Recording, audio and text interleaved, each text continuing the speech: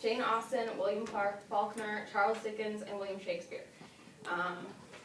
What do all these people have in common? Well, they're some of the greatest writers in history. And I'm sure all of you have read something from them or heard of them at least. But they also have something else in common. They all make grammatical errors in their writing. Jane Austen uses double negatives. William Faulkner started sentences with conjunctions. Charles Dickens used run-ons, and William Shakespeare ends some sentences in prepositions and also used double negatives. So we were constantly preached to about grammar and downgraded for grammar when these great writers in history use grammatical errors all the time. So first of all, I'm going to go over how did grammar come about in the first place. Well, really, it just came from a couple different theories, and most of them started in Latin, but the theory we follow today is Robert Lowe's. Anyone ever heard of him before? Probably not, but you use his theory every single day when you're writing. So, essentially, we put all of our faith into this one theory that this guy said, because he said so, and we all just decided to, and he based it off of Latin too, but so we follow this every day and teach it and preach it in schools. And as it turns out, there are actually a lot of myth rules in Lowe's theory and most grammar theories. Now, these myth rules are rules that are stated in this theory, but they're not followed in day-to-day life that we're taught in schools. So my first example, I'm only going to go over a couple of them because we don't have that much time, but there's a lot of them, I assure you. So the first thing is the and I, like Anna and I went to the store.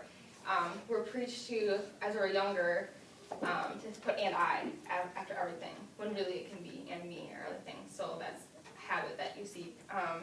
We're also told that we can't start sentences with conjunctions, when really you can start a sentence with but or and as long as it has, the rest of the parts of a sentence. Sometimes subjects and verbs can disagree.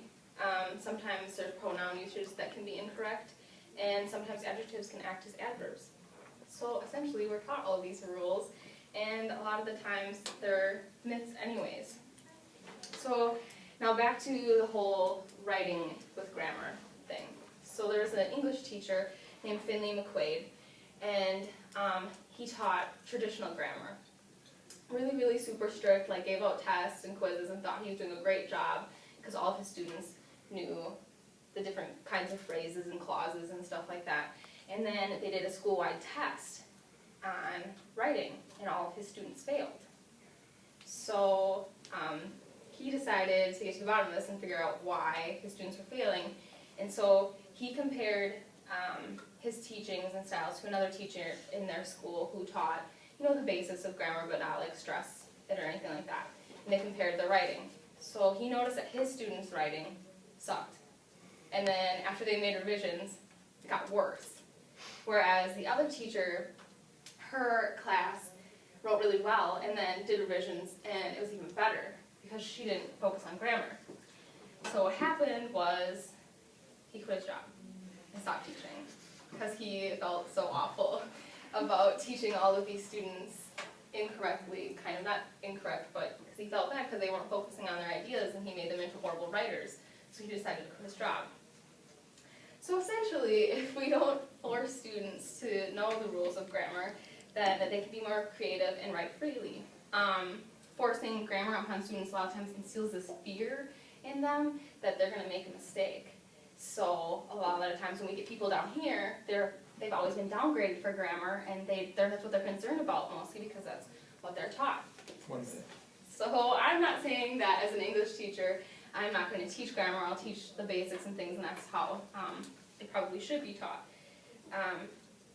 So grammar essentially is the grave of letters. Thank you.